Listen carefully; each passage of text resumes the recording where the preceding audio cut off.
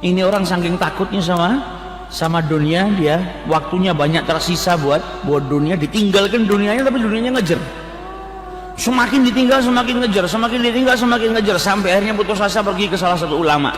Dia bilang, ya Syekh, ini duit sudah saya buang-buang, tambah banyak, tambah banyak, tambah banyak. Karena janjinya Allah, orang yang sedekah akan ditambah. Kata salah seorang syekhnya, sudahlah jangan dibuang, masih ada cara lain. Apa yang kau inginkan? Saya ingin kembali seperti dulu, lebih dekat sama Allah. Dulu saya 5 waktu di masjid, baca Quran, baca istighfar, hadir pengajian.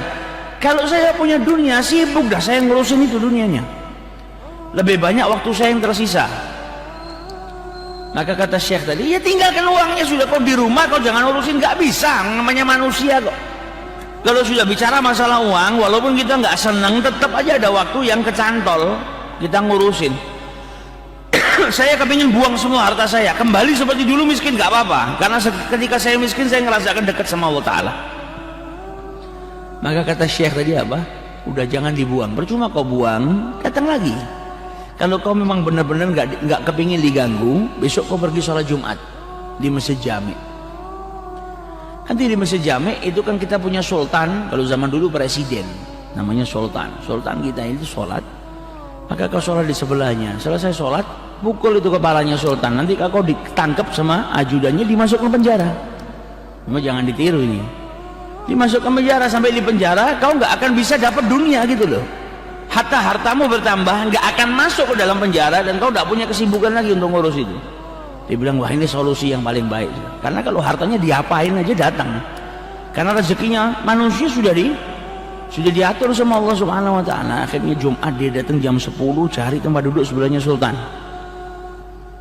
Sultannya datang, duduk, dengarkan khutbah Jumat, selesai sholat Jumat, dipukul itu mahkotanya sultan, sampai mahkotanya jatuh. Ajudannya semua megang dia, dipegang mau dihukum. Kata sultannya, cukup, jangan diapa-apakan orang ini. Loh, sultan ini orang kurang ajar, dia memukul mahkotamu sampai terjatuh. Kata sultan, orang ini justru menyelamatkan saya, karena ternyata di dalam mahkota saya terdapat kalajengking yang hendak membunuh saya. Karena berkat dia memukul kepala saya akhirnya terselamatkan. Maka untuk rasa terima kasih, saya berikan setengah dari kekayaan saya, tambah kaya lagi. Nah ini orang kalau sudah dicatat sama Allah rezekinya gitu, ya dia mau lari kemana aja nggak akan hilang. Tapi kalau sudah dicatat sama Allah Subhanahu wa Ta'ala rezekinya sedikit, dia mau ngapain juga nggak bisa dapat banyak. Semuanya mugaddar, sudah ditentukan sama Allah Subhanahu wa Ta'ala. Yang ini sekian, yang ini sekian, yang ini sekian, semuanya sudah ditentukan sama Allah Subhanahu wa Ta'ala. Tinggal kita mencari asbab rezeki. Ada orang yang umumnya manusia ikhtiar supaya apa? Menjemput rezekinya. Ada lagi daripada hamba-hamba Allah yang luar biasa, yang dicintai sama Allah, dia nggak perlu keluar dari rumahnya, dia nggak perlu menjemput rezekinya sudah datang ke rumahnya. Ada kualitas-kualitas yang berbeda.